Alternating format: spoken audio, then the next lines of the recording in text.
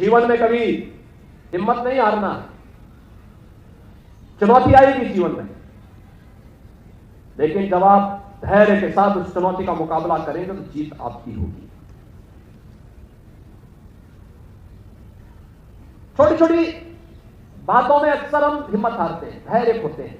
धैर्य नहीं खोना चाहिए, इसको जीवन का हिस्सा मानना चाहिए। याद करना, जीतेगा वही जो हारेगा। हार से कभी भी पलायन नहीं करना है,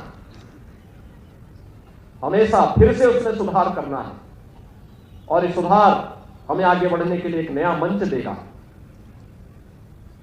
ढेर सारे परिवर्तन हो रहे हैं आज की नई तकनीकी युग में।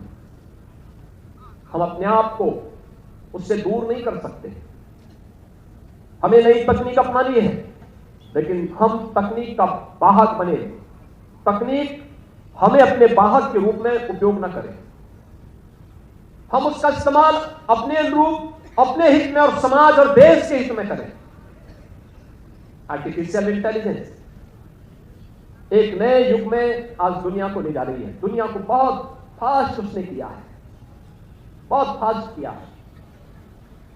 इस कार्य को पहले करने में आपको घंटों लगते थे, अब कुछ ही चंद मिनटों का वह कार्य हो गया। इस गति के साथ अपने आप को तैयार करना, अपडेट करना। इंटरनेट ऑफ थिंग्स, जीपीटी, ये आपको एक नए युग में प्रवेश करवा रही है। ड्रोन टेक्नोलॉजी के बारे में आपकी जानकारी होनी चाहिए। रोबोटिक के क्षेत्र में क्या कुछ हो रहा है, ये सब देखो, लेकिन वहीं तक सीमित मत रहो। नियमित रूप से अपनी लाइब्रेरी में जाइए, अपने पौराणिक और ऐतिहासिक पृष्ठभूमि के जुड़े हुए ग्रंथों का भी अवलोकन अपने अवकाश के दिनों में भी करो। समाचार पत्रों का अवलोकन करो, उसके संपादकीय पृष्ठ को भी नियमित रूप से अवलोकन करो। जब कोई समाचार देखते हो तो केवल हेडलाइन ही मत देखो, उसके अंदर क्या है ये भी देखो। कभी कभी होता है हेडलाइन कुछ और होती है और अंदर कुछ और होता है, इसको भी देखो।